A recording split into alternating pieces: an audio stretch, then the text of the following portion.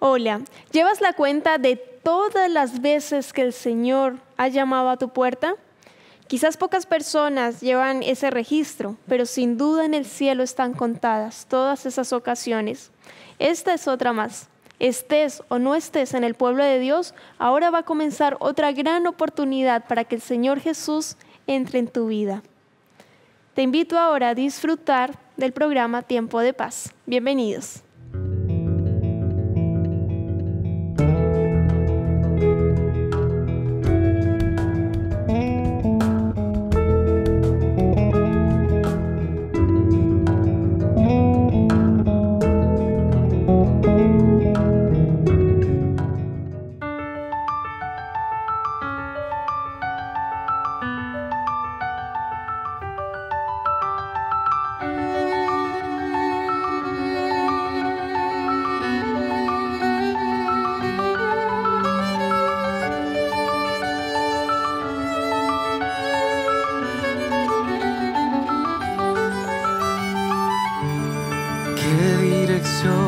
Estoy siguiendo, cómo evaluar la situación. Veo el tiempo transcurriendo. ¿Qué está pasando a mi alrededor? No enfrentamos la realidad de esto. Es tiempo que salgamos todos a encontrar al que se fue. No hay temor, debemos de buscar obreros. No hay aflicciones que nos hagan retroceder.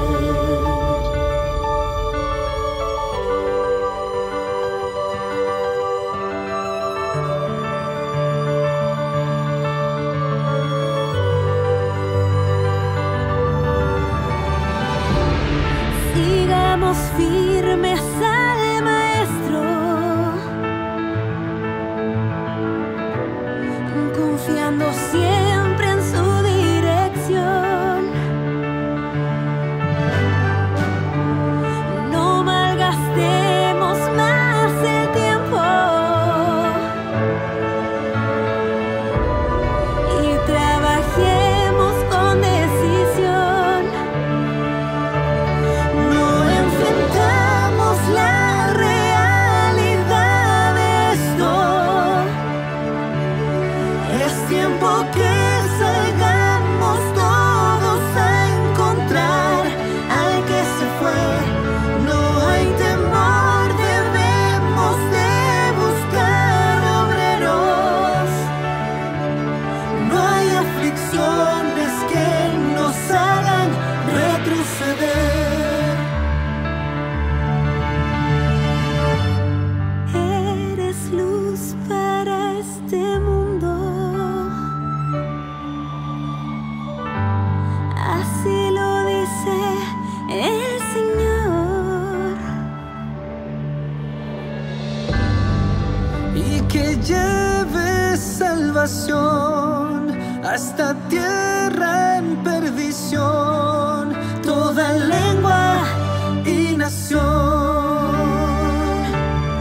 No enfrentamos la realidad de esto. Es tiempo que salgamos todos a encontrar al que se fue. No hay temor, debemos de buscar obreros. No hay aflicción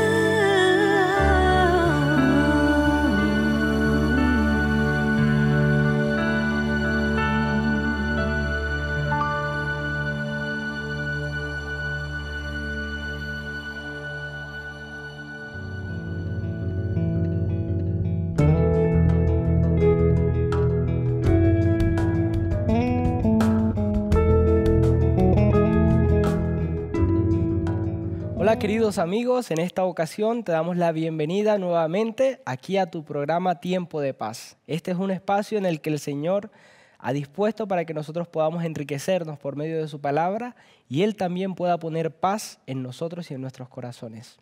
En esta hora y durante toda esta serie hemos estado conversando acerca de héroes anónimos, personajes que no han tenido a lo mejor la relevancia que muchos otros héroes de la fe han tenido, como Abraham, Moisés, Noé, pero que son héroes que aunque en su anonimato han dejado lecciones importantes para nuestra vida.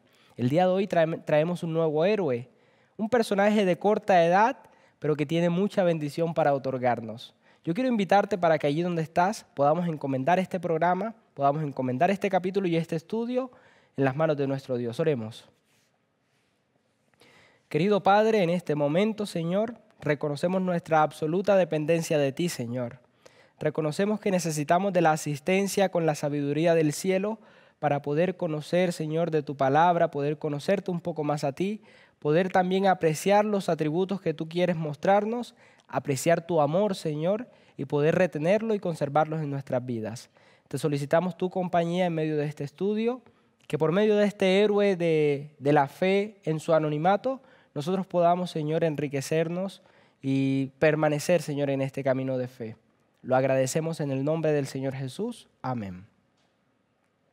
Mis apreciados, el personaje del día de hoy, yo quiero que me acompañen a verlo y lo vamos a encontrar en la historia que está reflejada en San Juan, el capítulo 6. Ahí nos narra un poco acerca de la alimentación de 5,000 personas que estaban, o más de 5,000 personas que estaban reunidas en ocasión de una de las enseñanzas en que el Señor se alejaba a un monte y las personas se agolpaban para escucharle. Dice que había más de 5,000 personas y ahí es donde se desarrolla la historia de uno de los personajes o del personaje que el día de hoy nos traerá las reflexiones. Era un niño que llevaba muy poco, llevaba 5 panes y 2 peces, pero que por medio de eso, a pesar de su corta edad y su poca provisión, pudo proveer bendición para todas esas personas. Pudo ser el canal de bendición para proveer o llevar la bendición a toda esa gran multitud. Yo quiero invitarte a que abras tu Biblia y nos acompañes allí en San Juan, el capítulo número 6. Y dice el versículo 1, después de esto Jesús fue al otro lado del mar de Galilea, el de Tiberias, y le seguía una gran multitud. La multitud le seguía porque veían las señales que hacía en los enfermos. Saben, apreciados, allí en esos 2 primeros versículos podemos apreciar algo. Dice que las multitudes o la gente le seguía al Señor Jesucristo porque veían los milagros que Él quería hacer. Y sabe que al Señor Jesucristo no le era del agrado esa gran multitud que le siguiera por la razón por la que le seguían, que era porque veían.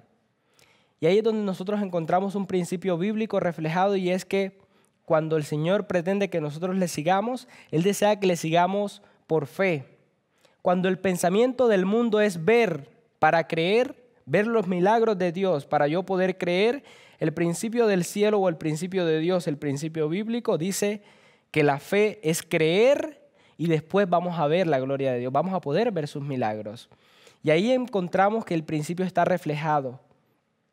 Las multitudes, las grandes multitudes seguían al Señor porque veían los milagros que Él hacía, pero en el momento en que Él no hizo milagros, sino que padeció el sacrificio de la cruz, esas multitudes desaparecieron. Eso es lo más interesante y es un llamado, una invitación también para que nosotros ejerzamos fe y no participemos de ese pensamiento de que yo tengo que primero ver para poder creer.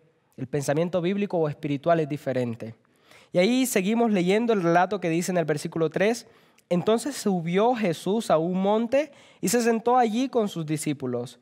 Y estaba cerca la Pascua, la fiesta de los judíos. Cuando alzó Jesús los ojos, vio que había venido a él una gran multitud. Y dijo a Felipe, ¿de dónde compraremos pan para que coma toda esta gente? Pero esto Jesús lo decía para probarle, dice ahí el versículo número 6, porque él sabía lo que había de hacer. Felipe le respondió, 200 denarios de pan no bastarían para que cada uno de ellos tomase un poco. Y vamos a parar allí en medio del relato bíblico y vamos a encontrar también que ahí se encuentra una lección importante para considerar. Dice que ahora Jesús se dirigió a Felipe. ¿Por qué a Felipe de entre todos los 12 apóstoles? Porque lo más probable es que Felipe fuera de la región donde se encontraban. Felipe era seguramente de allí, de esa ciudad o de una aldea, una población cercana, en donde Jesús en ese momento estaba predicando y había llegado esa multitud. Por eso se acerca a Felipe, que es el más conocedor de la zona, y le dice, en medio también de los otros apóstoles, le dice, ¿cómo vamos a hacer? ¿Cómo lo vamos a solucionar? ¿Cómo podemos encontrar o de dónde podemos comprar tanto pan para que estas personas se alimenten? Y es allí donde Felipe empieza a buscar, empieza a calcular, empieza a decir, bueno, ¿cuánto tenemos? Quizás fue donde Judas, y Judas le dijo, mira, esto es lo único que hay en la bolsa, esto es lo único que tenemos de recursos, esto es lo único que podemos comprar. Felipe a lo mejor consultó con los que vendían pan y dijo, esto es lo único para lo que nos alcanza. Y sabe que definitivamente se llegó a la conclusión que ni siquiera 200 denarios que ellos tenían era suficiente para que por lo menos pudieran comprar el pan suficiente para que cada persona tuviera, aunque sea un trozo pequeño de pan. Esto dice que Jesús lo hizo con un sentido. A propósito lo hizo el Señor Jesús. Dice que lanzó esa pregunta o lanzó ese desafío y se lo dejó a sus discípulos, a sus apóstoles, para ver la reacción de ellos y también para presentar dos enseñanzas importantes. El Señor todo lo hace con una intención, todo lo hace con un sentido.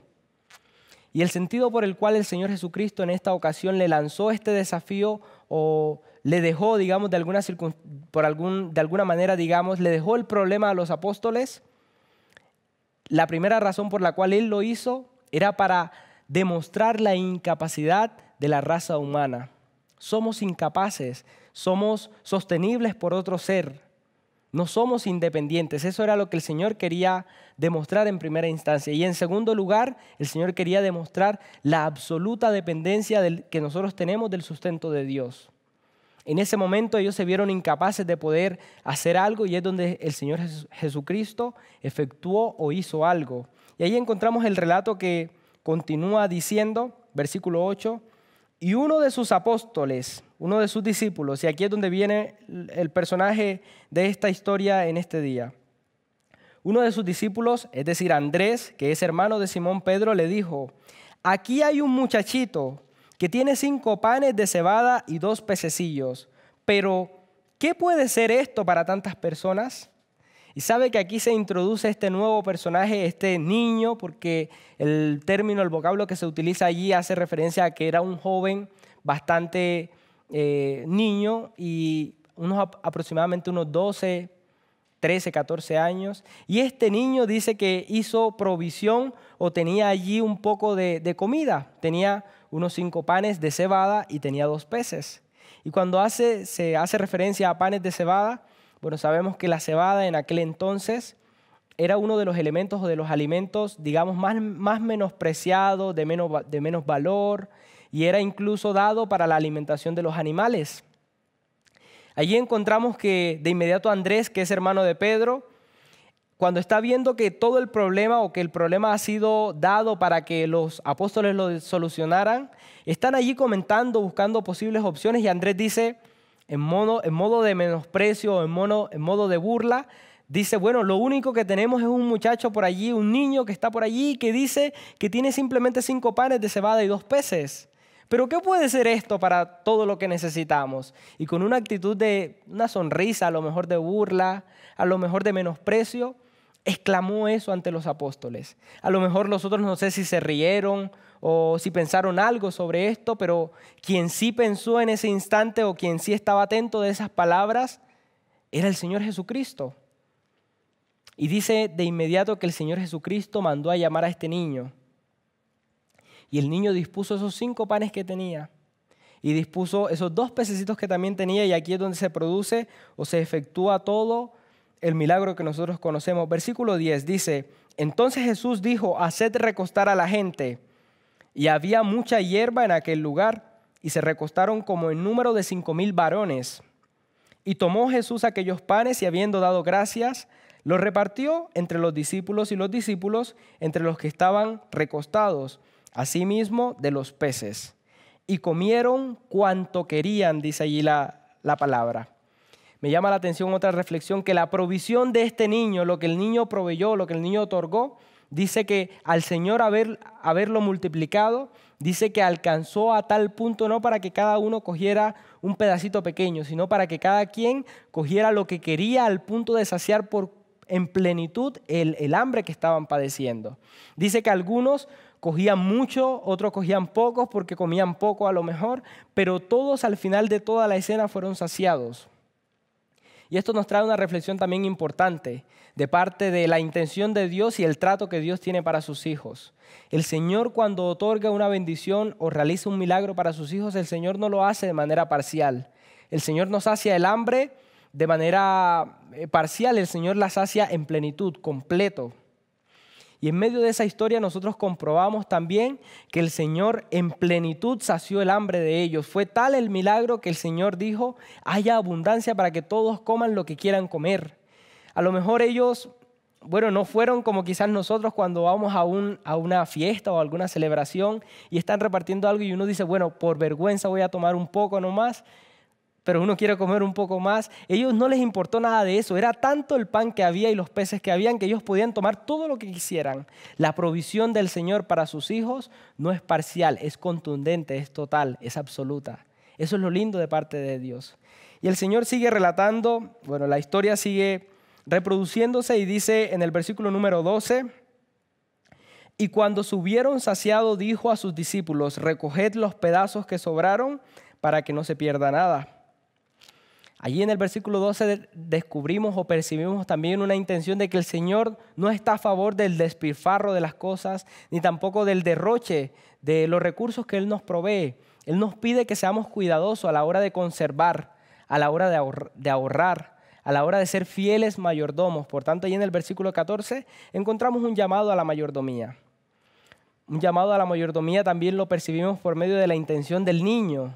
El niño hizo provisión. Hacer provisión también es una invitación o es uno de los elementos importantes, la provisión en medio de la administración de los recursos que el Señor nos ha dado. Saben, en medio de esa orden que el Señor da, dice que todos empezaron a recoger. Todos empezaron a buscar lo que había sobrado. Y cada discípulo tomó una cesta y empezaron a recoger el pan o a traer el pan que había sobrado. Y cuando lo traen a la presencia donde está el Señor, dice que habían 12 cestas llenas, completas de panes.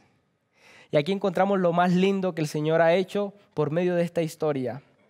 Este niño, que es un fiel ejemplo de mayordomía, es un fiel ejemplo de provisión, es un fiel ejemplo de ahorro. El niño llegó con poco. El niño llegó quizás con su colación, quizás una coquita o algo, no sé, un recipiente donde pudiese guardar sus pocos panes, sus pocos peces, para que en el momento en que le diera hambre comer, porque sabía las largas jornadas en que a lo mejor escuchando al maestro se tardaban. Así que el niño hizo provisión a diferencia de la otra multitud, de las otras personas. Eso es un principio de mayordomía importante. Este niño nos deja ese legado. Aparte de eso, no solamente hizo provisión, él fácilmente pudo haber dicho, miren, es responsabilidad de cada quien el no haber traído su alimento, yo lo lamento, tengo hambre y me voy a comer lo que traje. Él pudo haber dicho eso y él pudo haberse comido quizás sus panes y sus peces él solito o compartido con el que estaba al lado o con los que tenía simpatía allí en su alrededor. Pero él no hizo eso, él dispuso eso al maestro y él dijo, aunque salgamos a milímetros de pan, algo podrán comer las otras personas. Y este es otro de los principios importantes de la mayordomía. Es mejor dar que recibir. Es mejor, si yo tengo, poder compartir con otros. Hay una tremenda bendición en medio de este principio.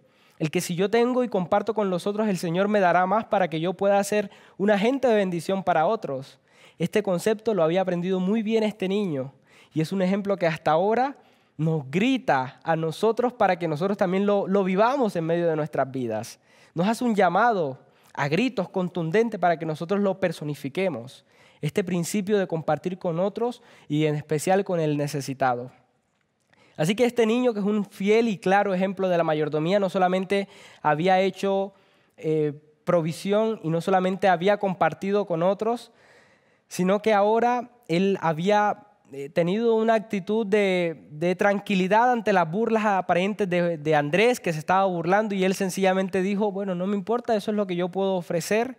Y este es otro principio también, de que cuando las críticas o las recriminaciones de otras personas lleguen a nosotros, nosotros podamos mantener la misma actitud y disposición de servicio. Esa es la actitud que el Señor nos llama a vivir y a tener. Y saben, mis apreciados, cuando nosotros somos fieles al Señor, cuando nosotros somos mayordomos, fieles de Él, sabe que siempre va a haber recompensa. Y cuando nosotros inicialmente llegamos a lo mejor con 2 peces, con 2 peces y 5 panes, no sabemos con cuánta bendición podemos salir si disponemos de esos recursos o de esos elementos en las manos de Dios. Sabemos que en ese momento en que el niño otorgó eso, él a lo mejor corría el riesgo de devolverse sin nada o de comer muy poco. Pero confiando y arriesgando, arriesgar en el Señor es lo mejor que el ser humano puede hacer. Dice que obtuvo mayor recompensa. Al final de eso, dice que al recoger todos los panes se obtuvieron 12 cestas. Y yo estoy seguro que ese niño que llegó con 5 panes y 2 peces, no se fue con los mismos 5 panes y 2 peces. Seguramente como mínimo una cesta de esas se echó al hombro y se llevó para su casa.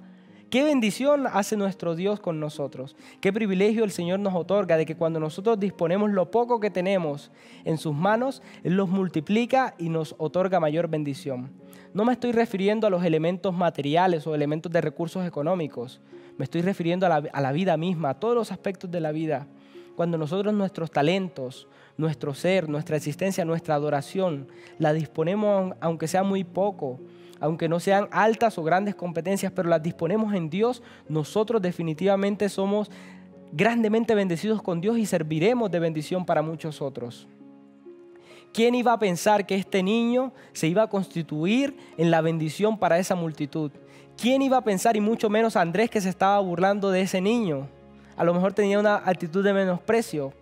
Pero recuerda que si te dispones en las manos de Dios, aunque seas menospreciado, aunque seas rechazado o aunque seas burlado, puedes constituirte en una bendición tremenda para las personas que te rodean. En esta hora, mi apreciado amigo, yo quiero extender una invitación muy especial para que nos dispongamos en las manos de Dios, para que nuestros recursos, para que nuestras acciones, nuestras vidas, nuestras decisiones puedan estar puestas a disposición de nuestro Dios. Yo quiero invitarte para que hagamos una oración en esta hora y le digamos al Señor, Señor, me pongo en tus manos en este momento, así como lo hizo este héroe, este pequeño héroe anónimo. No lo conocemos, pero quizás en el reino de los cielos sabremos quién de manera particular fue el que constituyó una bendición para esa multitud. Oremos en este momento. Señor, gracias por darnos la bendición de tu palabra y por traer reflexiones importantes para nuestra vida. Queremos tomar el ejemplo de este niño, Señor, y poder recibir, ser canales de bendición para transmitir la bendición que tú nos otorgas a todas las personas que nos rodean. Bendícenos en esta hora y acompáñanos, Señor. Y gracias por el privilegio de participar del estudio de tu palabra. En el nombre de Jesús, amén. Dios te bendiga, mi apreciado amigo.